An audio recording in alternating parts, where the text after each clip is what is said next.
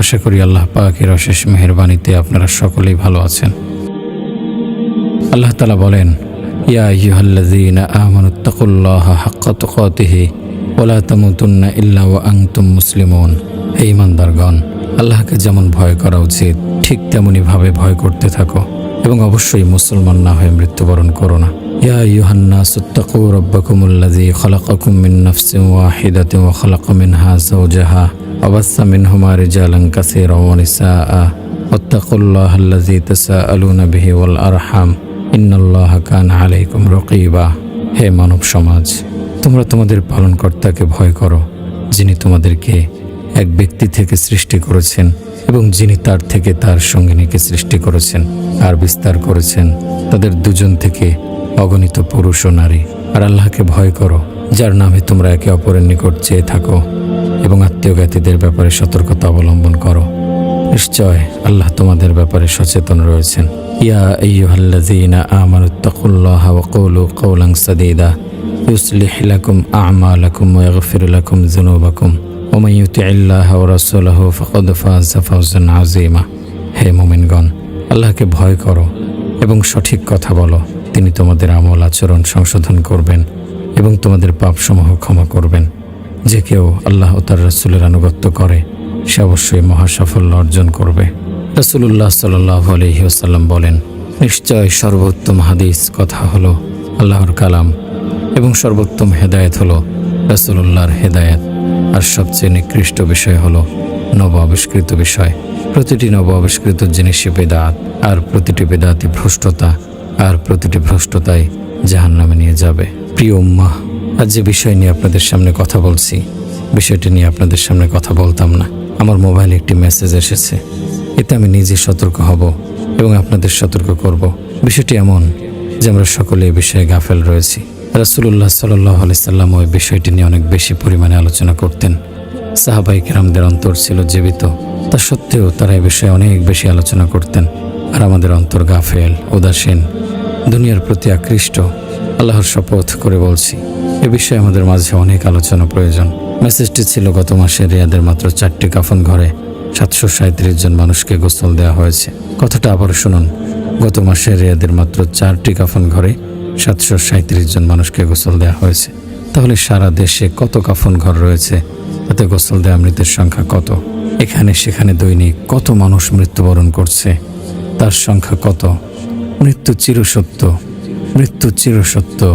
প্রতিনিয়ত কেউ না কেউ মরছে, কিন্তু অধিকাংশ মানুষই মৃত্যু সম্পর্কে গাফেল, উদাসীন। আর এই কারণেই আমি আজ মৃত্যু সম্পর্কে কথা বলছি এক ভয়ানক অপ্রিয় সত্য সম্পর্কে। মৃত্যু সকল স্বাদ বিনষ্টকারী, সকল আরামায়েশ হরণকারী, প্রিয়জন, আত্মীয় স্বজন ও বন্ধু বান্ধবদের থেকে বিচ্ছিন্নকারী। মৃত্যু মানুষকে হিসেবের মুখোমুখি দণ্ডায়মানকারী। আমাদের হাবিব সাল্লাল্লাহু আলাইহি সাল্লাম আমাদেরকে উপদেশ দিয়ে বলেছেন, আকসিরু মিন যিকরি হাদিমিল লাযযাতিল মাউত। তোমরা সকল স্বাদ বিনষ্টকারী মৃত্যুর কথা বেশি বেশি স্মরণ করো। মৃত্যুর কথা স্মরণ করাই হলো প্রকৃত জীবন, আর তা ভুলে যাওয়া হলো গাফলত বা উদাসীনতা। যে ব্যক্তি আল্লাহর সামনে দাঁড়ানোকে ভয় করে, লজ্জা করে, সে যেন মৃত্যু সম্পর্কে গাফিল না থাকে এবং মৃত্যুর জন্য প্রস্তুতি নেওয়ার কথা ভুলে না যায়। রাসূলুল্লাহ সাল্লাল্লাহু আলাইহি সাল্লাম বলেছেন, যে ব্যক্তি আল্লাহ তাআলার সামনে দাঁড়ানোর ব্যাপারে লজ্জাবোধ করে, সে যেন তার মাথাকে ও মাথা যা কিছু ধারণ করে তার হেফাজত করে, পেটকে হেফাজত করে, তা যা কিছু বহন করে তা সহ মৃত্যু এবং মৃত্যুর ভয়াবহ পরিণতিকে স্মরণ করে। আর যে ব্যক্তি আখিরাত কামনা করে, সে দুনিয়ার চাকচিক্য পরিত্যাগ করে। রাসূল সাল্লাল্লাহু আলাইহি সাল্লাম যখনই সুযোগ পেতেন তখনই সাহাবাদের মৃত্যু ও মৃত্যু পরবর্তী জীবনের কথা স্মরণ করিয়ে দিতেন। বারা বিন আজিব রাদিয়াল্লাহু আনহু বলেন, একবার আমরা রাসূলুল্লাহ সাল্লাল্লাহু আলাইহি সাল্লামের সাথে ছিলাম। তখন তিনি কিছু মানুষকে একত্র দেখতে পেয়ে বললেন, তারা ওখানে কেন একত্র হয়েছে? তাকে বলা হলো, তারা একটি কবর খুঁড়ছে। তিনি বলেন, তখন রাসূলুল্লাহ সাল্লাল্লাহু আলাইহি সাল্লাম আঁতকে উঠলেন এবং সাহাবাদের মজলিস থেকে উঠে দাঁড়িয়ে দ্রুত সেই কবরের দিকে গেলেন এবং তার উপর মাটি দিলেন। বারা বিন আজিব রাদিয়াল্লাহু আনহু বলেন, তখন আমি তার সামনে গেলাম তিনি কি করেন তা দেখার জন্য। তিনি বলেন, রাসূলুল্লাহ সাল্লাল্লাহু আলাইহি সাল্লাম তখন কাঁদতেছিলেন, এমনকি তার চোখের পানিতে মাটি ভেসে গেল। অতঃপর তিনি আমাদের দিকে তাকিয়ে বললেন, হে আমার ভাই, তোমরা এমন দিনের জন্য প্রস্তুতি গ্রহণ করো। আবারও শুনুন, তিনি বলেছেন, হে আমার ভাই, তোমরা এমন দিনের জন্য প্রস্তুতি গ্রহণ করো অনুরূপভাবে সালফে সালেহিনগণ মৃত্যুর কথা স্মরণ করতেন এবং লোকদেরকে মৃত্যুর কথা স্মরণ করিয়ে দিতেন।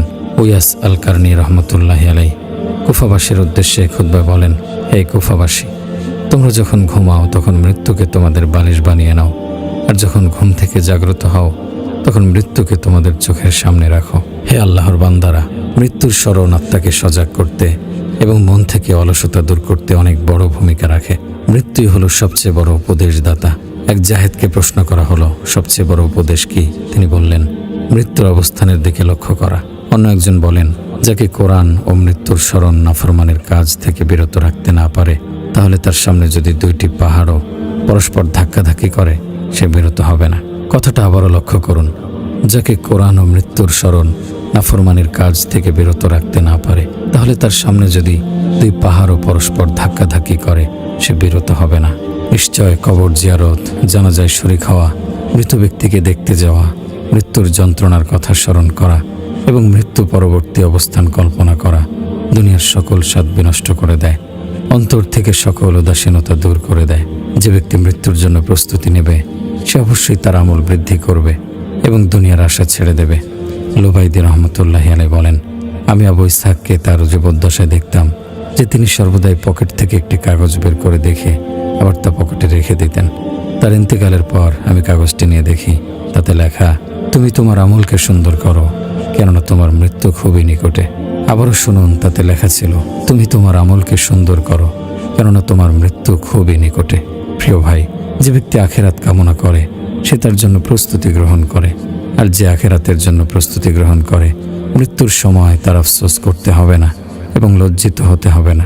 এ কারণেই শকিক আল বালখি রহমতুল্লাহ আলাই বলেন, তুমি মৃত্যুর জন্য প্রস্তুতি গ্রহণ করো। যখন মৃত্যু এসে যাবে তখন তোমার চিৎকার ও আমলের জন্য ফিরে আসার আহ্বানে সাড়াদানকারী কাউকেই পাবে না। আমি এই নসিহতের মাধ্যমে তন্দ্রাচ্ছন্ন হৃদয়গুলোকে জাগ্রত করতে চাই। আবারও বলছি, আমি এই নসিহতের মাধ্যমে তন্দ্রাচ্ছন্ন হৃদয়গুলোকে জাগ্রত করতে চাই। শাহওয়াত ও প্রবৃত্তির অনুসরণকারী হৃদয়গুলোকে সতর্ক করতে চাই। আমি আশাবাদী এই নসিহতের মাধ্যমে নিক্কার বান্দারা তাদের নেকির কাজ আরও বৃদ্ধি করে দেবে, আর গাফেল লোকেরা মৃত্যু আসার পূর্বেই তাদের গাফেলত ঝেড়ে ফেলে দিয়ে মৃত্যুর জন্য প্রস্তুতি নেওয়া শুরু করবে। আমি তো দেখছি জীবনের সময়গুলো খুব দ্রুত ফুরিয়ে যাচ্ছে, অথচ বেশিরভাগ মানুষই এ বিষয়ে গাফেল। আমাদের সামনেই তো কত মানুষ পৃথিবীতে আগমন করছে, আবার কত মানুষ পৃথিবী ছেড়ে বিদায় নিয়ে চলে যাচ্ছে। একদিকে মায়ের পেট থেকে শিশুর জন্ম হচ্ছে, অন্যদিকে জমিন মানুষকে তার অভ্যন্তরে নিয়ে নিচ্ছে। কিন্তু মানুষ গাফেল, মৃত্যু ও মৃত্যুর যন্ত্রণা আসার আগ পর্যন্ত তারা সতর্ক হচ্ছে না। প্রিয় ভাই, এই দুনিয়ার জীবন খুবই সংক্ষিপ্ত, অনির্দিষ্ট একটা সময়ের জন্য সীমিত। অচিরেই তার সমাপ্তি ঘটবে। নেককারদেরও মৃত্যু হবে, বদকারদেরও মৃত্যু হবে, মুত্তাকিদেরও মৃত্যু হবে, পাপীদেরও মৃত্যু হবে, বীর মুজাহিদদেরও মৃত্যু হবে, ভীতু কাপুরুষদেরও মৃত্যু হবে, আখিরাতের জন্য প্রস্তুতি গ্রহণকারী সম্ভ্রান্ত লোকদেরও মৃত্যু হবে, দুনিয়ার ধন দৌলতের লোভে আক্রান্ত ব্যক্তিরও মৃত্যু হবে, উঁচু মনোবলের অধিকারী মহান লোকের মৃত্যু হবে, আবার পেট ও শাহওয়াতের পূজারী তুচ্ছ লোকদেরও মৃত্যু হবে। আল্লাহ তাআলা বলেন, কুল্লু মান আলাইহা ফান, পৃথিবীর সকল কিছুই ধ্বংস হয়ে যাবে। অন্য আয়াতে আল্লাহ বলেন, কুল্লু নাফসিন যায়িকাতুল মাউত, প্রতিটি প্রাণী মৃত্যুর স্বাদ গ্রহণ করবে। অচিরেই তোমার মৃত্যু হবে। হ্যাঁ, অচিরেই তোমার মৃত্যু হবে। এটা এমন এক বাস্তবতা, আমরা সর্বদাই যার থেকে পলায়ন করতে চাই, কিন্তু এটা এমন এক বাস্তবতা, পৃথিবীর সকল পরাক্রমশালী এর সামনে আত্মসমর্পণ করবে। আল্লাহর অস্তিত্বে অবিশ্বাসী সকল নাস্তিকদের হঠকারিতা এর সামনে এসে শেষ হয়ে যাবে। নিজেদেরকে প্রভুর আসনে বসানো সকল তাগুতের অবদ্ধতা এর সামনে এসে শেষ হয়ে যাবে। এটা এমন এক বাস্তবতা, সকল অনুগত বান্দারও এর পাত্র থেকে পান করতে হবে, আবার অবদ্ধ বদকার বান্দাকেও এখান থেকে পান করতে হবে। সকল নবী রাসূল এখান থেকে পান করেছেন। আল্লাহ তাআলা বলেন, ওমা জাআলনা লিবাশারিম মিন ক্বাবলিকাল খুলদা আফাইম মিত্তা ফাহুমুল খালিদুন, আপনার পূর্বেও কোনো মানুষকে আমি অনন্ত জীবন দান করিনি, সুতরাং আপনার মৃত্যু হলে তারা কি চিরঞ্জীব হবে? এটা এমন এক বাস্তবতা যা সকল যুগে সকল মানুষের কানে, সকল মানুষের অন্তরে এবং প্রতিটি জীবিত মানুষের অন্তরে এই আওয়াজ পৌঁছে যে সকলকেই মৃত্যুবরণ করতে হবে। হ্যাঁ, একমাত্র আল্লাহর অস্তিত্ব ব্যতীত আর সকল কিছুই ধ্বংস হয়ে যাবে, সকলকে মৃত্যুবরণ করতে হবে। আল্লাহ বলেন, কুল্লু শাইইন হালিকুন ইল্লা ওয়াজহা, একমাত্র আল্লাহর অস্তিত্ব ব্যতীত সবকিছুই ধ্বংসশীল। এটা এমন এক বাস্তবতা যার থেকে পলায়ন করার কোনো স্থান নেই। আগে বা পরে সকলকে এই বাস্তবতার সম্মুখীন হতে হবে।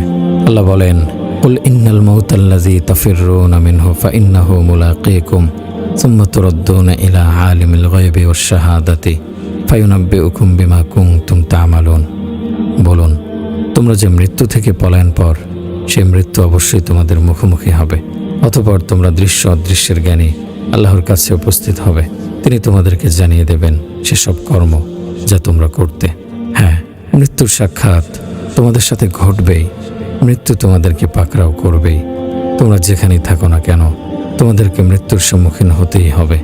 তোমাদের সকলকেই মৃত্যুবরণ করতে হবে। হে শক্তিশালী বীর, হে প্রতিভাবান মেধাবী, হে আমির, হে নেতা, হে ফকির ও ছোট, প্রতিটি ক্রন্দনকারীর জন্য ক্রন্দন করা হবে। প্রতিটি শোক প্রকাশকারীর জন্য শোক প্রকাশ করা হবে। প্রতিটি সঞ্চিত বস্তুই ধ্বংস হবে। প্রতিটি স্মরণীয় বিষয় বিস্মৃত হয়ে যাবে। আল্লাহ ব্যতীত আর কিছুই বাকি থাকবে না। যে বড় ও শক্তিশালী তাকে মনে রাখতে হবে। আল্লাহই হলেন সবচেয়ে বড় ও সকলের চেয়ে শক্তিশালী। জেনে রাখো, যে জীবিত তাকে মৃত্যুবরণ করতে হবে, আর যে মৃত্যুবরণ করলো সেই দুনিয়া থেকে শেষ হয়ে গেল। যা আসার তা আসবেই। আল্লাহ বলেন, মান কানা ইয়ারজু লিকা আল্লাহি ফাইন্না আজালাল্লাহি লাআতিন ওয়া হুয়াস সামিউল আলিম। যে আল্লাহর সাক্ষাৎ কামনা করে, আল্লাহর সেই নির্ধারিত কাল অবশ্যই আসবে। তিনি সর্বশ্রোতা, সর্বজ্ঞানী। নিশ্চয় তোমার প্রকৃত জীবন মৃত্যুর পর থেকে শুরু হবে। কবি বলেন, যেদিন তুমি এসেছিলে ভবে, কেঁদেছিলে তুমি, হেসেছিল সবে। এমন জীবন তুমি করিও গঠন, মরণে হাসিবে তুমি, কাঁদিবে ভুবন। হে আদম সন্তান, যেদিন তোমার মা তোমাকে জন্ম দিয়েছিল সেদিন তুমি কেঁদেছিলে। তোমার পাশে যে সকল মানুষ ছিল তারা আনন্দে হেসেছিল। সুতরাং তুমি নিজের জন্য এমন আমল করো, তোমার মৃত্যুর দিনে যখন তারা কাঁদবে তখন তুমি আনন্দে হাসবে। জেনে রাখো, এই দুনিয়াতে চিরজীবন বেঁচে থাকার কোনোই পথ নেই।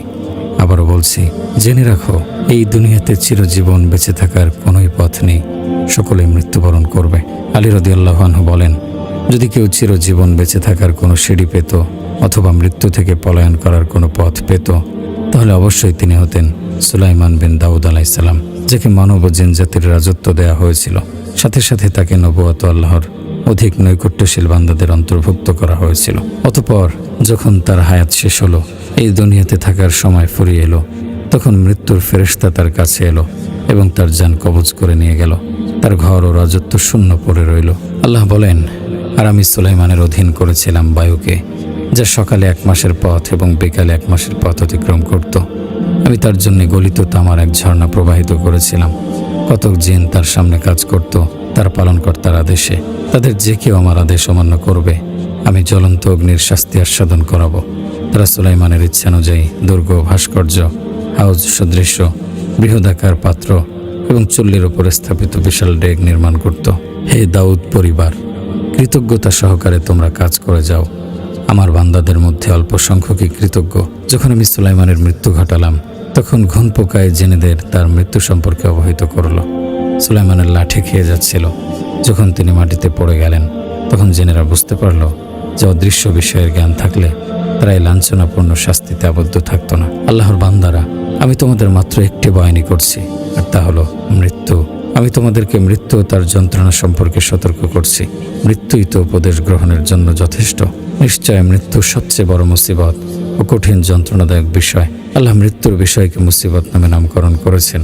আল্লাহ বলেন, হে মুমিনগণ, তোমাদের মধ্যে যখন কারো মৃত্যু উপস্থিত হয়, তখন ওসিয়ত করার সময় তোমাদের মধ্য থেকে ধর্মপরায়ণ 2 জনকে সাক্ষী রেখো। তোমরা সফরে থাকলে এবং সে অবস্থায় তোমাদের উপর মৃত্যুর মুসিবত উপস্থিত হলে তোমরা তোমাদের ছাড়াও 2 ব্যক্তিকে সাক্ষী রেখো। যদি তোমাদের সন্দেহ হয়, তবে উভয়কে নামাজের পর থাকতে বলবে। অতঃপর উভয়ে আল্লাহর নামে কসম খাবে যে আমরা এই কসমের বিনিময়ে কোনো উপকার গ্রহণ করতে চাই না, যদিও কোনো আত্মীয় হয়, এবং আল্লাহর সাক্ষ্য আমরা গোপন করব না। এমত অবস্থায় কঠোর গুনাহগার হব।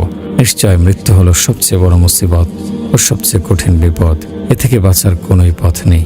তবে বান্দা যদি আল্লাহর অনুগত হয়, তার শরীয়ত অনুযায়ী আমলকারী হয়, তাহলে তাকে মুসিবত ও বিপদ থেকে আল্লাহ হেফাজত করবেন।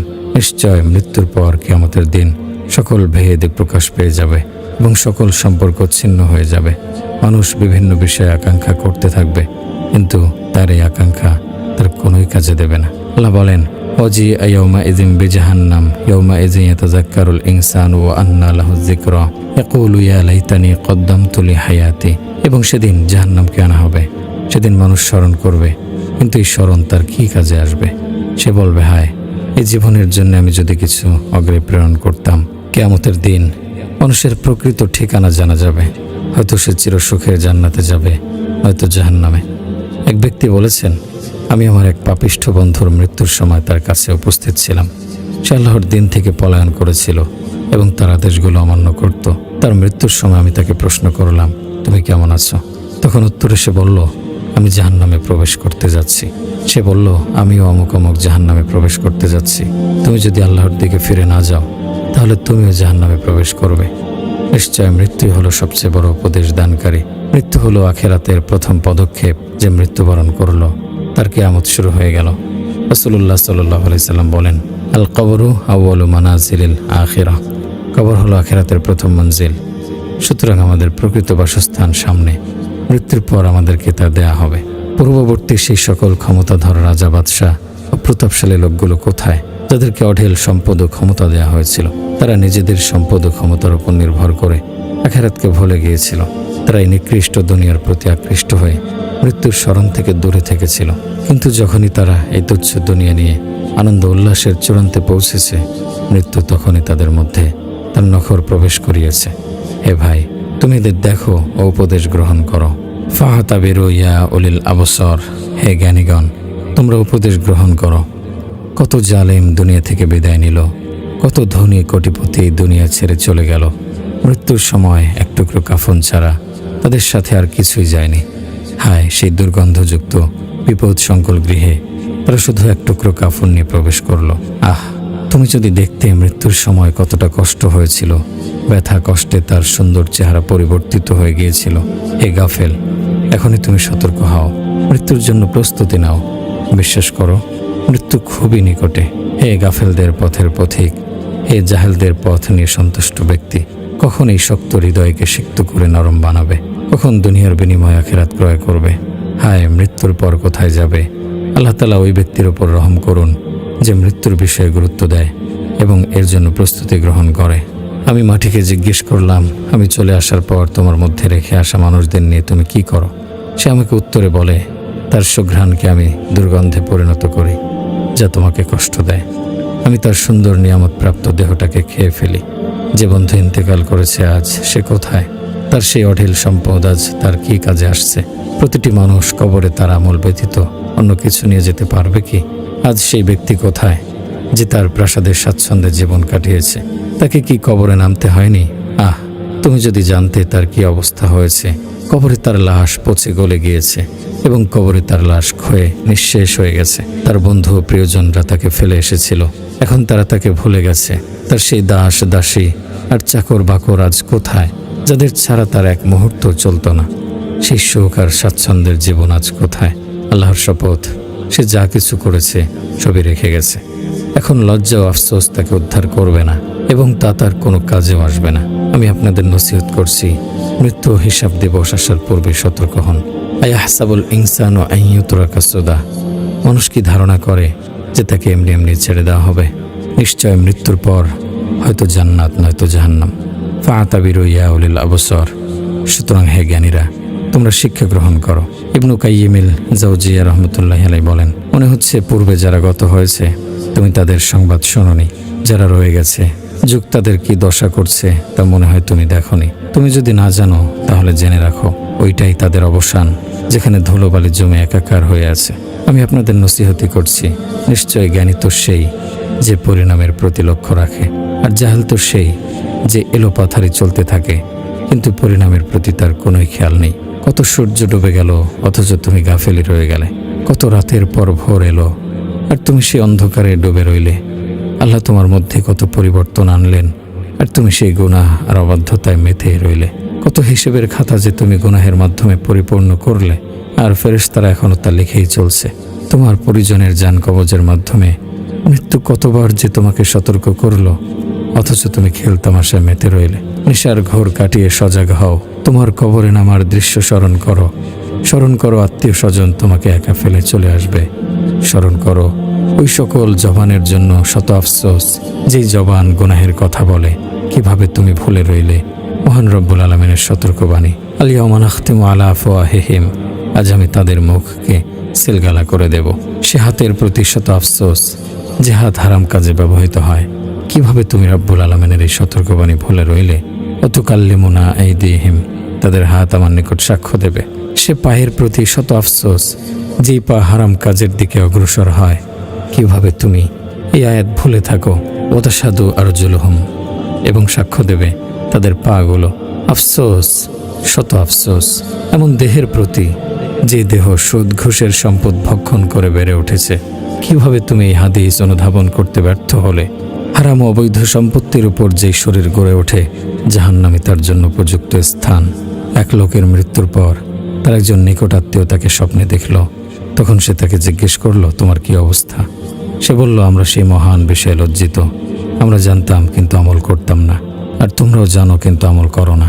আল্লাহর শপথ করে বলছি, একবার বা দুইবার সুবহানাল্লাহ বলা, একটা বা দুইটি রুকু করা আমাদের নিকট দুনিয়া ও দুনিয়ার মধ্যে যা কিছু আছে তার চেয়ে উত্তম। এত এত ওয়াজ নসিহত এবং কোরআনের আয়াত আমাদের মধ্যে কি কোনো প্রভাব ফেলে? দয়াময় আল্লাহর কালামের প্রভাব আমাদের জীবনে কোথায়? আল্লাহ তোমাকে হেফাজত করুন। তুমি আল্লাহর এই আয়াত শোনো এবং এ নিয়ে চিন্তা করো। আল্লাহ তাআলা বলেন, আফারাআইতা ইম্মাত্তা'নাহুম সিনিনা সুম্মা জাআহুম মা কানু ইউআদুন মা আগনা আনহুম মা কানু ইউমাত্তাউন। আপনি ভেবে দেখুন তো, যদি আমি তাদেরকে বছরের পর বছর ভোগ বিলাস করতে দেই, অতঃপর যে বিষয়ে তাদেরকে ওয়াদা দেয়া হতো তা তাদের কাছে এসে পড়ে, তখন তাদের ভোগ বিলাসকে তাদের কোনো উপকারে আসবে? সালাফদের একজন এই আয়াত তেলাওয়াত করে কেঁদে দিলেন এবং বললেন, মানুষ যখন মৃত্যুবরণ করবে তখন এই আনন্দ আর নিয়ামত তার কোনোই কাজে আসবে না। হে 20 বছরের যুবকেরা, তোমার বয়সী অনেকেই তোমাকে রেখে ইন্তেকাল করেছে। হে 30 বছরের যুবক, তুমি তো পূর্ণ যৌবনে উপনীত হয়েছ আর মনে করছো যে তোমার কোনো আফসোস নেই। হে 40 বছরের লোক, তারুণ্য চলে গেছে আর এখনো তুমি খেলতামাশায় মেতে আছো। হে 50 বছরের অর্ধবৃদ্ধ, তুমি তো কর্তৃত্ব প্রায় ফসলের মতোই। তোমার জীবন থেকে 100 বছরের অর্ধেক চলে গেল, কিন্তু এখনো জীবনের সাথে ইনসাফ করছো না। হে 60 বছরের বৃদ্ধ, হিসেবের দিকে ছুটে এসো, তুমি তো মৃত্যুর গর্তে পতিত হওয়ার উপক্রম হয়ে গেছো। হে 70 বছরের বৃদ্ধ, তুমি কি অগ্রে প্রেরণ করলে আর কি পেছনে রেখে গেলে? হে 80 বছরের অতিবৃদ্ধ, এখনো কি অজর পেশ করবার মতো তোমার সামনে সময় রয়ে গেছে? আল্লাহর শপথ করে বলছি, আবারও আল্লাহর শপথ করে বলছি, আজ যে কাঁধে অন্যের লাশ বহন করলো, অচিরেই মানুষ তার লাশ কাঁধে বহন করবে। আজ যে ব্যক্তি কবর জিয়ারতে গেল, অচিরেই সে সেই কবরে প্রবেশ করবে, কিন্তু তখন আর কবর থেকে বের হতে পারবে না। আজ যে বাড়িতে ফিরে গেল, অচিরেই এমন দিন আসবে যখন সে বাড়ি থেকে বের হবে, কিন্তু আর বাড়িতে ফিরে যেতে পারবে না। ওমর রাদিয়াল্লাহু আনহু সর্বদা এই কথা বলতেন এবং বারবার বলতেন, প্রতিদিনই মানুষ বলে অমুক মারা গেছে, অচিরেই এমন দিন আসবে যেদিন মানুষ বলবে ওমর মারা গিয়েছে। ওমর রাদিয়াল্লাহু আনহু মারা গেছেন, কিন্তু তিনি কিভাবে মারা গেছেন? প্রিয় ভাই, ভাবো, বিশ্বাস করো, মৃত্যু চিরসত্য, তার থেকে পলায়ন করার কোনো সুযোগ নেই। ওমর বিন আব্দুল আজিজ রহমতুল্লাহি আলাইহি এক আলেমকে বললেন, আমাকে কিছু নসিহত করুন। তখন সে আলেম বললেন, আপনি প্রথম খলিফা নন যিনি মৃত্যুবরণ করবেন। তিনি বললেন, আরও কিছু নসিহত করুন। আলেম বললেন, আদম আলাইহিস সালাম পর্যন্ত আপনার সকল পূর্বপুরুষই মৃত্যুর স্বাদ আস্বাদন করেছেন। ওমর, অচিরেই তোমার পালা আসছে। ওমর, অচিরেই তোমার পালা আসছে। ওমর বিন আব্দুল আজিজ রহমতুল্লাহি আলাইহি তখন কাঁদতে কাঁদতে বেহুশ হয়ে গেলেন। আবু দারদা রাদিয়াল্লাহু আনহু বলেন, যখন মৃত ব্যক্তিদের স্মরণ করা হয় তখন তুমি নিজেকে তাদের অন্তর্ভুক্তই মনে করো। ইবনুল মতি একটি ঘর নির্মাণ করেন। তিনি যখন তাতে থাকা শুরু করলেন তখন তিনি বললেন, আল্লাহর শপথ, যদি মৃত্যু না থাকতো, আল্লাহর শপথ, যদি মৃত্যু না থাকতো তাহলে আমি তোমাকে নিয়ে খুশি হতাম। যদি তার নিকট কবরের সংকীর্ণতা না আসতো তাহলে দুনিয়া নিয়ে আমাদের চক্ষু শীতল হতো। এরপর তিনি কাঁদতে লাগলেন। এভাবে কাঁদতে কাঁদতে এক সময় তিনি চিৎকার শুরু করলেন। সহিহ হাদিসে বর্ণিত আছে, তোমাদের প্রত্যেকের সামনে সকাল বিকাল আখিরাতে তার অবস্থান কোথায় হবে তা তুলে ধরা হয়। হয়তো তার অবস্থান জান্নাতে হবে, নয়তো তার অবস্থান হবে জাহান্নামে। বলা হয়, আল্লাহ তোমাকে পুনরুত্থান করলে এটা হবে তোমার অবস্থান স্থল। যে বলেছেন সত্যই বলেছেন, তুমি তওবা করলেই খুশি হও না যতক্ষণ না শেষ পরিণাম সম্পর্কে অবগত হতে পারো। তোমরা চিন্তা করো, বিশ্বাস করো যে নিশ্চয় দুনিয়ার শেষ অবস্থার উপর তোমার আমল নির্ভর করবে। সুতরাং সর্বদা খারাপ পরিসমাপ্তির জন্য ভয় করতে থাকো। নেককার লোকেরা তো সর্বদা খারাপ পরিসমাপ্তির ভয়ে তটস্থ থাকে, সর্বদা তাদের অন্তর থাকে পেরেশান ও ভীত সন্ত্রস্ত। আমি তোমাকে আল্লাহর দোহাই দিয়ে জিজ্ঞেস করছি, রাসূল সাল্লাল্লাহু আলাইহি সাল্লামের এই হাদিস কি এখনও তোমার নরম বিছানাকে কাঁটাযুক্ত করে দেয়নি? রাসূল সাল্লাল্লাহু আলাইহি সাল্লাম বলেছেন, সেই সত্তার শপথ যার হাতে আমার প্রাণ, নিশ্চয় তোমাদের কেউ অবশ্যই জান্নাতীদের কাজ করতে থাকে, এমনকি তারও জান্নাতের মাঝে মাত্র 1 হাত পরিমাণ দূরত্ব থাকে।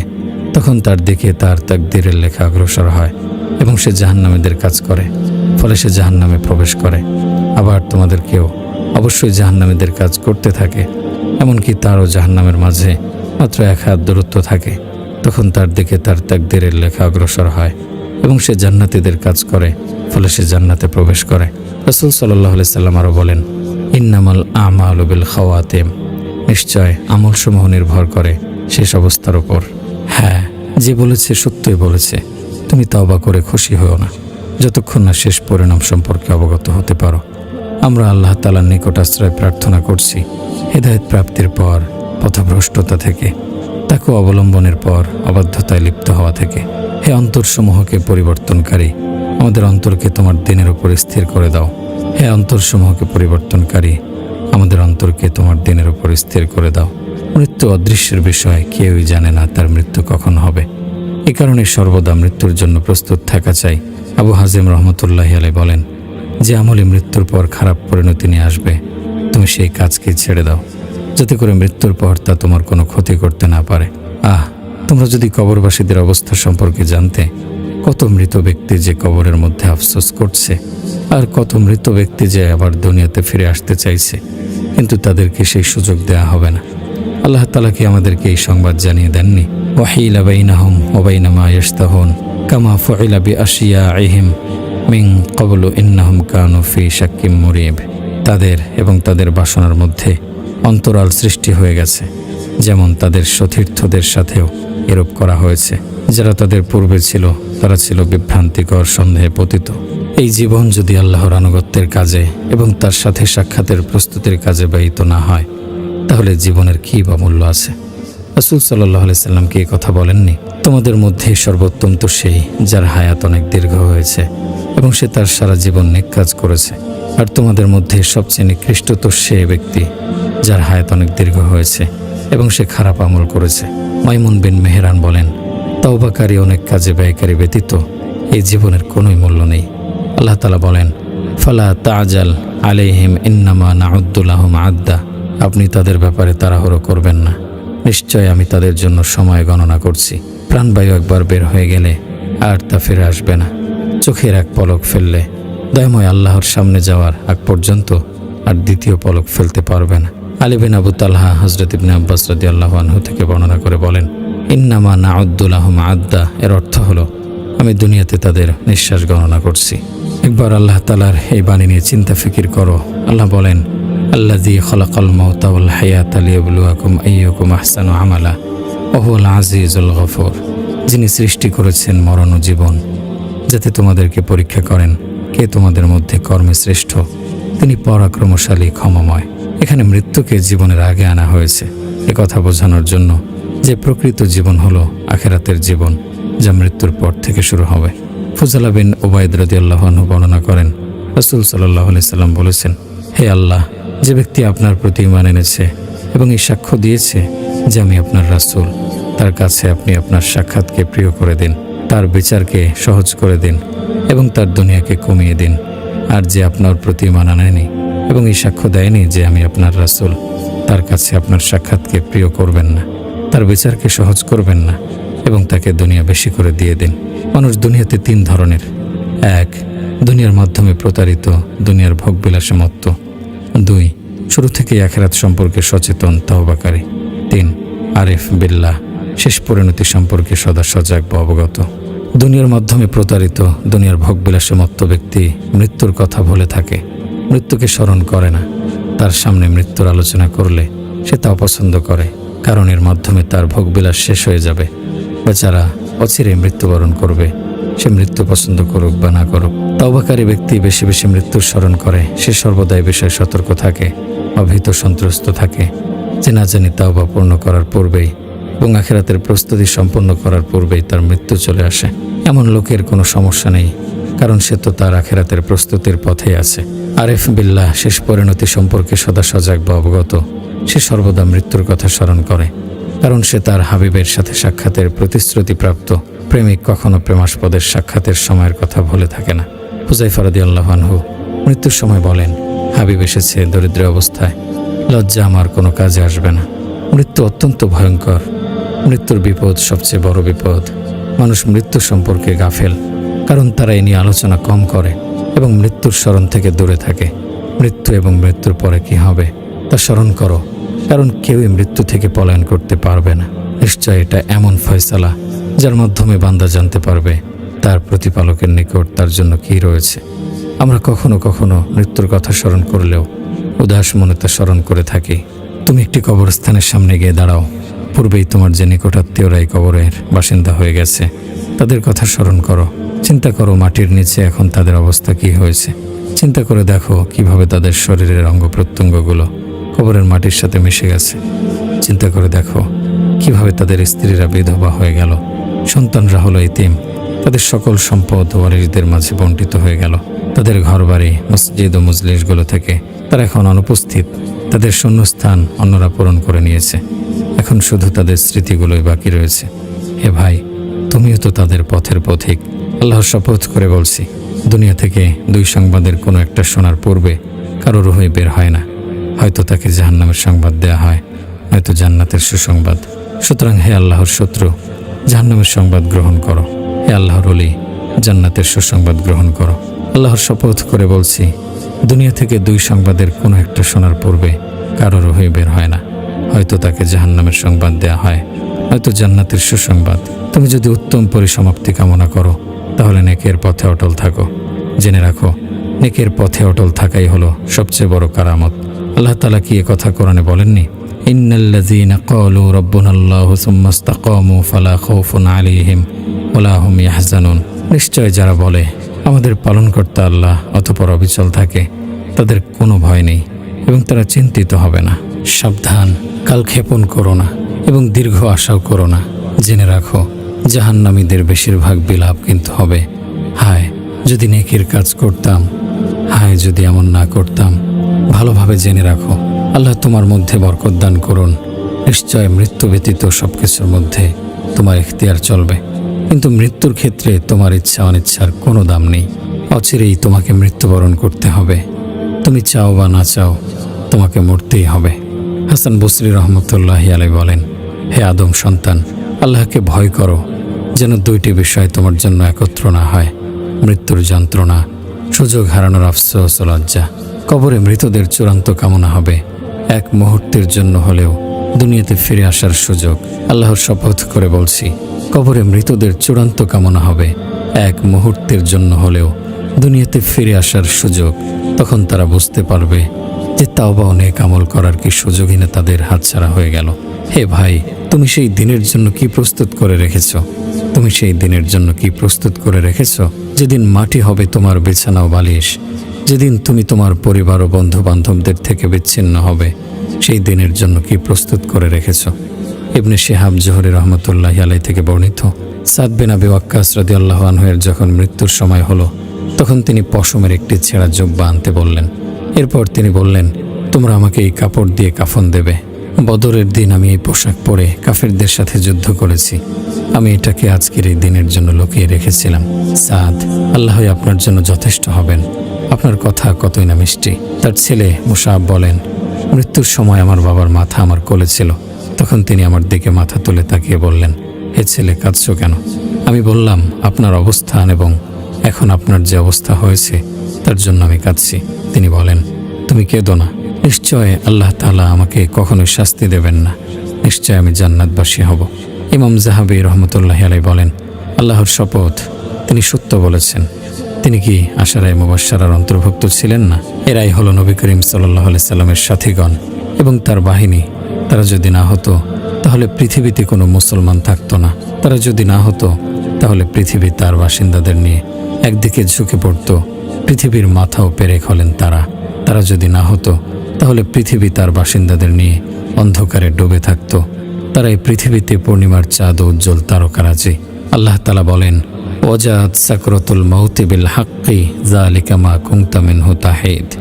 মৃত্যু যন্ত্রণা নিশ্চিতই আসবে, এ থেকেই তুমি টালবাহানা করতে। ইবনে কাসির রহমতুল্লাহি আলাইহি বলেন, আল্লাহ তাআলা বলেন, ওয়াজাত অর্থাৎ হে মানুষ, সাকরাতুল মাউতি বিল হাক্কি, আজ তোমার সামনে তা দেবালোকের মতো স্পষ্ট হয়ে যাবে। তুমি তো এ বিষয়ে সন্দেহ পোষণ করতে। যালিকা মা কুনতা মিনহু তাহিদ, এটাই তো সেই বিষয় যা থেকে তুমি পলায়ন করতে। এখন মৃত্যু তোমার সামনে এসে উপস্থিত হয়েছে, এ থেকে পলায়ন করার কোনো সুযোগ নেই। তুমি এ থেকে কোনোভাবেই মুক্তি পাবে না। অন্য আয়াতে আল্লাহ তাআলা বলেন, কাল্লা ইযা বালাগাতিত তারাকিয়া ওয়া কিলা মান রাক ওয়া যান্না আন্নাহুল ফিরাক ওয়ালতাফাতিস সাকু বিস-সাক। কখনো না, যখন প্রাণ কণ্ঠাগত হবে এবং বলা হবে কে ঝাড়বে, এবং সে মনে করবে যে বিদায়ের ক্ষণ এসে গেছে এবং গোছার সাথে জড়িয়ে যাবে। তোমাকে সুস্থ করার জন্য, তোমাকে এই বিপদ থেকে সাহায্য করার জন্য তোমার পরিবার ডাক্তার থাকবে, কিন্তু তারা কি তখন তোমার কোনো উপকার করতে পারবে? তাদের সকল প্রচেষ্টা তখন ব্যর্থ হবে। জীবন ফুরিয়ে গেলে ডাক্তার কি কাজে আসবে? নিশ্চয় ডাক্তার এমন জ্ঞান অর্জন করে যার মাধ্যমে সে মানুষকে সুস্থ করে তোলে, কিন্তু মানুষের যখন সফরের সময় ফুরিয়ে আসে তখন ডাক্তার পেরেশান হয়ে যায় এবং ওষুধগুলো তার সাথে বিশ্বাসঘাতকতা করে। আল্লাহ তাআলা বলেন, ফালাউলা ইযা বালাগাতিল হুলকুম ওয়া আনতুম হিনা ইযিন তানজুরুন। অতঃপর যখন তোমাদের কারো রূহ কণ্ঠনালীতে এসে পৌঁছবে আর তখন তোমরা চাক্ষুষ দেখতে পাবে, নিশ্চয় মৃত্যুর সময়টা এমন একটা সময় যা তোমার অন্য সকল কিছু থেকে ভিন্ন। তখন তো মুত্তাকি বান্দারাও যন্ত্রণা ভোগ করে, তাহলে পথভ্রষ্টদের অবস্থা কি হবে? হে আল্লাহর বান্দা, একবার চিন্তা করো মৃত্যুর সময় তোমার কি অবস্থা হবে। মৃত্যুর যন্ত্রণা কতটা ভয়াবহ কষ্টকর হবে। মৃত্যুর ফেরেশতা তোমার পা থেকে রুহ টেনে বের করা শুরু করবে। এক এক করে প্রতিটি জোড়া থেকেই রুহ বের হয়ে যাবে। প্রথমে তোমার পা ঠান্ডা হয়ে যাবে, তারপর ঠান্ডা হবে তোমার হাত, অতঃপর তোমার ঠোঁট শুকিয়ে যাবে, এরপর তোমার চোখ দুটো স্থির হয়ে যাবে, তারপর তোমার রুহ কণ্ঠনালীতে এসে পৌঁছবে। ফালাউলা ইযা বালাগাতিল হুলকুম ওয়া আনতুম হিনা ইযিন তানজুরুন। অতঃপর যখন তোমাদের কারো রুহ কণ্ঠনালীতে এসে পৌঁছবে আর তখন তোমরা চাক্ষুষ দেখতে পাবে, জানাজার দিনটি হবে উত্তম লোকদের জন্য শান্তির দিন, কাফের মুশরিক অবাধ্যদের থেকে মুক্তি পাওয়ার দিন। আবু কাতাদা রাদিয়াল্লাহু আনহু থেকে বর্ণিত, একবার রাসূলুল্লাহ সাল্লাল্লাহু আলাইহি সাল্লাম এর পাশ দিয়ে একটি জানাজা নিয়ে যাওয়া হলো। তিনি তা দেখে বললেন, মুশতারি অথবা মুশতারাহুন মিনহু, অর্থাৎ সে শান্তিপ্রাপ্ত অথবা তার থেকে শান্তিপ্রাপ্ত। লোকেরা জিজ্ঞাসা করল, ইয়া রাসূলুল্লাহ, মুশতারি ও মুশতারাহুন মিনহু এর অর্থ কি? তিনি বললেন, মুমিন বান্দা মরে যাওয়ার পর দুনিয়ার কষ্ট ও যন্ত্রণা থেকে মুক্তি পেয়ে আল্লাহর রহমতের দিকে পৌঁছে শান্তিপ্রাপ্ত হয়, আর গুনাহগার বান্দা মরে যাওয়ার পর তার আচার আচরণ থেকে সকল মানুষ, শহর, বন্দর, গাছপালা ও প্রাণীকুল শান্তিপ্রাপ্ত হয়। সে তার অবাধ্যতার মাধ্যমে সৃষ্টি জীবকে কত যে কষ্ট দিয়েছে। সুতরাং তোমার অবস্থান কেমন হবে যখন তোমাকে কাঠের খণ্ডের উপর রাখা হবে এবং তোমাকে গোসল দেয়া হবে, তোমাকে ওলট পালট করা হবে, তখন তোমার অবস্থা কি হবে? তুমি তখন তো কোনো কিছুই করতে পারবে না। অতঃপর তোমার অবস্থা তখন কেমন হবে যখন তোমাকে কাঁধে বহন করা হবে? তোমাকে সুসংবাদ দেয়া হবে না দুঃসংবাদ? তোমাকে তখন কিসের মাধ্যমে সম্বোধন করা হবে? আবু সাঈদ খুদরি রাদিয়াল্লাহু আনহু থেকে বর্ণিত, রাসূল সাল্লাল্লাহু আলাইহি সাল্লাম বলেছেন, যখন জানাজা খাটে রাখা হয় এবং পুরুষরা তার কাঁধে বহন করে নেয়, তখন সে নেককার হলে বলতে থাকে, আমাকে সামনে এগিয়ে নিয়ে যাও, আর নেককার না হলে সে বলতে থাকে, হায় আফসোস, তোমরা এটাকে কোথায় নিয়ে যাচ্ছ? মানব জাতি ব্যতীত সবাই তার চিৎকার শুনতে পায়। মানুষেরা তা শুনলে সংজ্ঞা হারিয়ে ফেলত। এবার শোনো, অনুগত মুমিন বান্দাদেরকে মৃত্যুর সময় কি কি সুসংবাদ দেয়া হবে। তার প্রথম ও সবচেয়ে বড় সুসংবাদ হলো, মৃত্যুর ফেরেশতা আল্লাহর পক্ষ থেকে তার নিকট সালাম পৌঁছাবে। অতঃপর মৃত্যুর ফেরেশতা তাকে জান্নাতের সুসংবাদ দেবে, আর তখনই মৃত্যুর পূর্বেই সে জানতে পারবে জান্নাতে তার অবস্থান কোথায় হবে। এরপর একের পর এক ফেরেশতারা তার নিকট সুসংবাদ নিয়ে আসতেই থাকবে। সে দেখতে পাবে রহমতের ফেরেশতারা হাস্যোজ্জ্বল হয়ে তাকে অভিনন্দন জানাতে আসছে। তখন খুব সহজেই তার রূহ বের হয়ে যাবে। তার জান কবজের সময় অনেক ফেরেশতা তার সাথে থাকবে, তাকে অভয় দেবে। তাকে ফেরেশতারা জান্নাতের কাফন পরিধান করাবে, জান্নাতের সুগন্ধি মেখে দেয়া হবে। অতঃপর তার থেকে উত্তম ও পবিত্র ঘ্রাণ বের হতে থাকবে। ফেরেশতারা তাকে সুন্দর সুন্দর নামে ডাকতে থাকবে। অতঃপর ফেরেশতারা তাকে নিয়ে আকাশের দিকে রওনা হবে। সপ্ত আসমানে তার রূহ পৌঁছা পর্যন্ত ফেরেশতারা তার সাথে থাকবে। তখন পৃথিবী তার জন্য ক্রন্দন করতে থাকবে, কারণ সে তার পিঠের ওপর বিচরণ করেছে, তার উপর হাঁটা চলা করেছে, এবং আকাশের সেই দরজাগুলো তার জন্য ক্রন্দন করতে থাকবে। যেই দরজা দিয়ে তার নেক আমল আকাশে উঠেছে, তাকে সবচেয়ে বড় সম্মাননা দেয়া হবে। যখন তার রূহ সপ্ত আসমানে পৌঁছবে, তখন দয়াময় আল্লাহ তাআলা ডেকে বলবেন, আমার বান্দা যথাযথভাবে প্রতিটি বিষয় আদায় করেছে, সুতরাং তোমরা তার আমলনামা ইল্লিয়িনে লিখে রাখো এবং তাকে আবার জমিনে ফিরিয়ে নিয়ে যাও। নিশ্চয় আমি তাকে মাটি থেকে সৃষ্টি করেছি, তাতেই তাকে ফিরিয়ে দেব এবং তা থেকে আবার তাকে উত্থিত করব।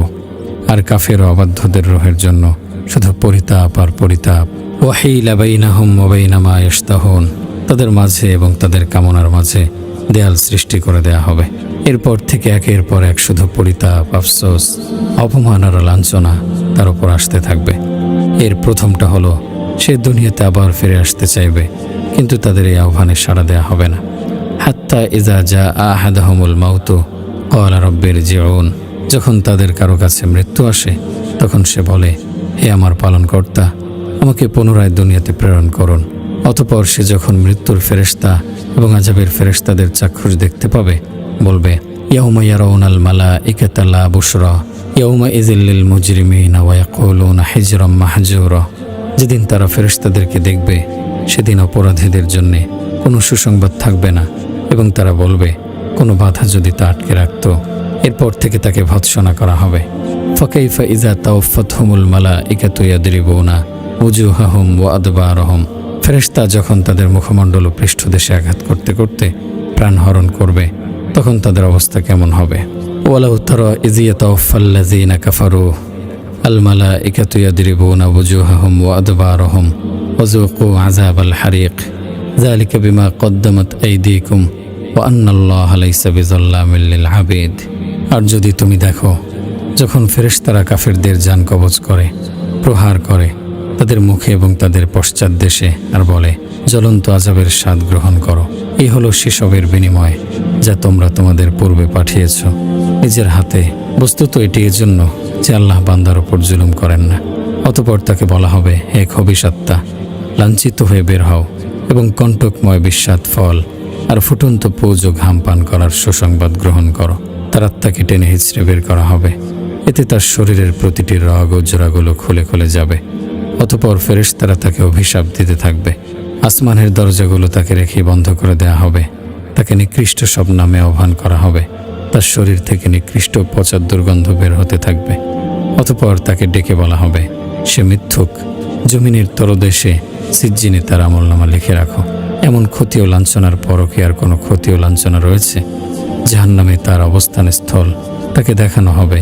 তার জন্য কবরকে সংকীর্ণ করে দেয়া হবে।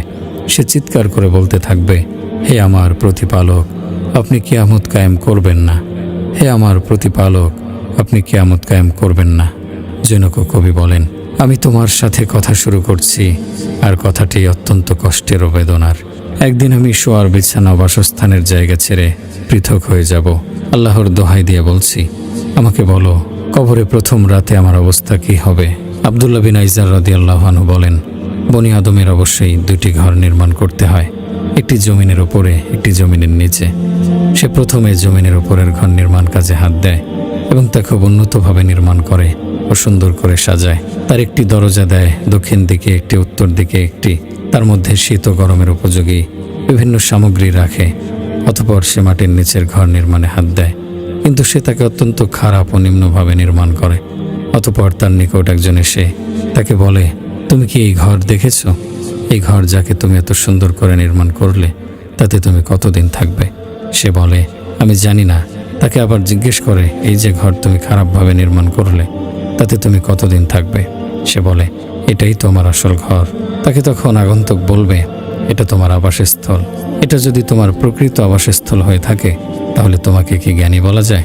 যদি সুস্থ মস্তিষ্কের অধিকারী লোকেরা জানতো কবরে তার কী ধরনের মুসিবতের শিকার হতে হবে, তাহলে সেই মূল্যবান দিনগুলোর জন্য অবশ্যই সে পরিশ্রম করত। সেদিনের ভয়ে অবশ্যই সে আমল করত, যেদিন অন্তর ও চক্ষুকে উল্টে দেয়া হবে। মরার আগে হও হুঁশিয়ার, বুদ্ধি যদি থাকে কবর তোমার খুবই কাছে, নিত্যই যে সে ডাকে। বিষণ্ণ এক বিষাদ বেলায় জড়িয়ে তোমায় নেবে, ধূসর ধুলির আধার তলে সবই পাল্টে দেবে। একলা রবে মাটির ঘরে, রইবে না কেউ সাথে, রইবে শুধু আমলনামা কবরবাসীর সাথে। মালিক বিন দিনার রহমতুল্লাহি আলাইহি বলেন, আমরা একবার হাসান রহমতুল্লাহি আলাইহির সাথে এক জানাজায় উপস্থিত ছিলাম। তখন তিনি এক লোককে বলতে শুনলেন, মৃত ব্যক্তি কে? হাসান বসরি তখন তাকে বললেন, সে আমি, তুমি, আমরা সকলে মৃত। হে ভাই, পরিতাপ ও আফসোস করার পূর্বেই তুমি সতর্ক হও, গাফলতের ঘুম ছেড়ে সতর্ক হও। স্মরণ করো তোমার কবরে নামার সময়ের কথা, তোমার পরিবার পরিজন তোমাকে ছেড়ে চলে যাওয়ার কথা। গাফলতের ঘুম ছেড়ে উঠে দাঁড়াও এবং বলো, আমি তওবা করছি। এবং সময় ফুরিয়ে যাওয়ার পূর্বেই নিজের প্রকৃত জীবনের জন্য পুঁজি সংগ্রহ করে নাও। মৃত্যুর চালক দ্রুত গাড়ি চালিয়ে যাচ্ছে, মৃত্যু তোমার খোঁজ করছে। কবরস্থানকে তার অধিবাসী সম্পর্কে জিজ্ঞেস করো, কবরকে জিজ্ঞেস করো তাতে অবস্থানকারীর অবস্থা সম্পর্কে। যৌবনের পরে বার্ধক্য ব্যতীত কি অন্য কিছু আছে? সুস্থতার বিপরীতে অসুস্থতা ব্যতীত কি কিছু আছে? জীবনের বিপরীতে মৃত্যু ব্যতীত কি অন্য কিছু আছে? আজ তুমি তোমার ঘরে শান্তিতে থাকছো, আগামীকাল তোমাকে কবরের অধিবাসী হতে হবে। হে সুস্থতার কারণে প্রতারিত ব্যক্তি, তুমি কি দেখনি কত সুস্থ মানুষ মৃত্যুবরণ করছে? হে দীর্ঘ সুযোগ প্রাপ্তির মাধ্যমে প্রতারিত ব্যক্তি, তুমি কি দেখছো না কোনো কারণ ছাড়াই কত মানুষকে উঠিয়ে নেওয়া হচ্ছে? আল্লাহর শপথ করে বলছি, অচিরেই তোমাকে কবরে একাকী থাকতে হবে। তোমার মুখের ভেতরে মাটি ঢুকে যাবে, কীট পতঙ্গ তোমার গোশত হাড্ডি বিদীর্ণ করে ফেলবে। তুমি তোমার আমলের বন্ধক হিসেবে থাকবে। সুতরাং তোমার পূর্বে যারা মৃত্যুবরণ করেছে তাদের মাধ্যমে শিক্ষা গ্রহণ করো। আল্লাহর শপথ করে বলছি, তুমি তাদের মাধ্যমে শিক্ষা গ্রহণ না করলে অচিরেই তোমাকে লজ্জিত হতে হবে। সালাতের ব্যাপারে তোমার স্বেচ্ছাচারিতার কারণে তোমাকে লজ্জিত হতে হবে। সময় নষ্ট করার কারণে তোমাকে লজ্জিত হতে হবে। তখন লজ্জা তোমার কোনোই কাজে আসবে না। অহুম ইয়াস্তারিখুনা ফিহা রব্বানা আখরিজিনা না'মাল সালিহান গায়রাল্লাযী কুন্না না'মালু আওয়ালাম নুআম্মিরকুম মা ইয়াতাযাক্কারু ফিহি মান তাযাক্কারা ওয়া জাআকুমুন নাযীরু ফাযুকু ফামা লিয-যালিমিনা মিন নাসীর। সেখানে তারা আর্তচিৎকার করে বলবে, হে আমাদের পালনকর্তা, বের করুন আমাদেরকে, আমরা সৎ কাজ করব, পূর্বে যা করতাম তা করব না। আল্লাহ বলবেন, আমি কি তোমাদেরকে এতটা বয়স দেইনি যাতে যা চিন্তা করার বিষয় চিন্তা করতে পারতে? উপরন্তু তোমাদের কাছে সতর্ককারীও আগমন করেছিল। অতএব আস্বাদন করো, জালেমদের জন্য কোনো সাহায্যকারী নেই। তুমি তোমার প্রয়োজনীয় পাথেয় সংগ্রহ করো, কারণ মৃত্যু বান্দার একটি নির্ধারিত সময়ে আসবেই।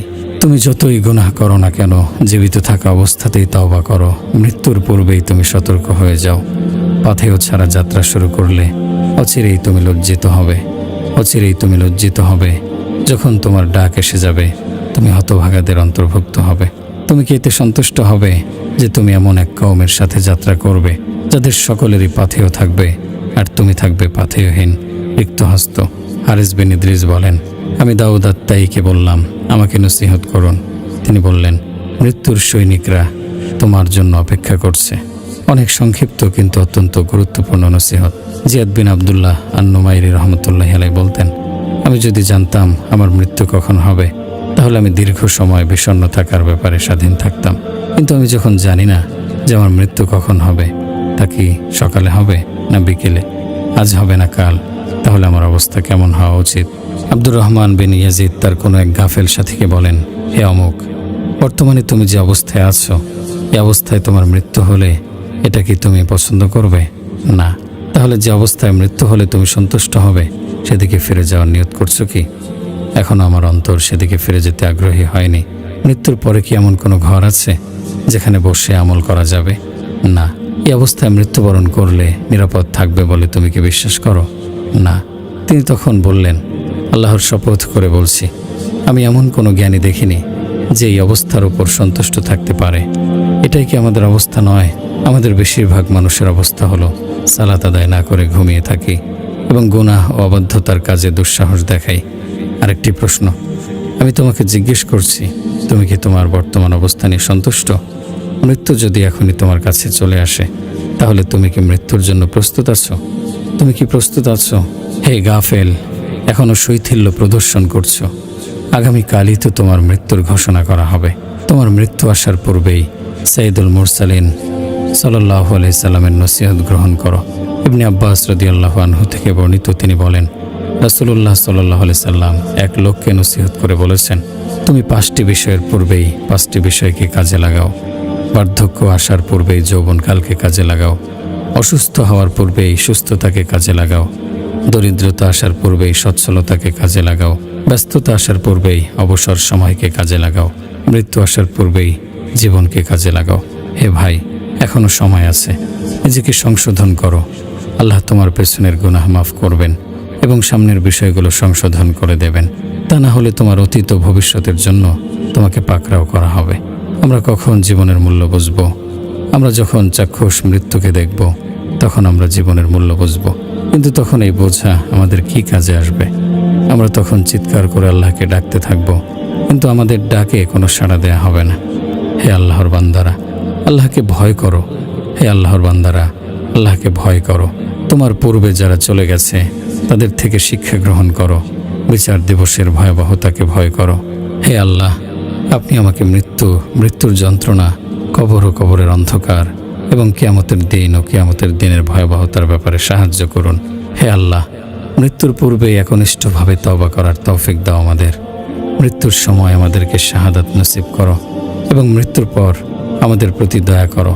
হে আল্লাহ, আমাদেরকে তওবাকারীদের অন্তর্ভুক্ত করুন এবং আমাদেরকে পবিত্রদের অন্তর্ভুক্ত করুন, যাদের কোনো ভয় নেই এবং যারা দুঃখিত হবে না। হে আল্লাহ, আমাদের নিকট ঈমানকে প্রিয় বানিয়ে দিন এবং তা আমাদের অন্তরে সুসজ্জিত করে দিন। কুফর, ফিস্ক, অবাধ্যতাকে আমাদের নিকট অপছন্দনীয় করে দিন। হে আল্লাহ, আপনি আমাদেরকে হেদায়েত প্রাপ্তদের অন্তর্ভুক্ত করে দিন।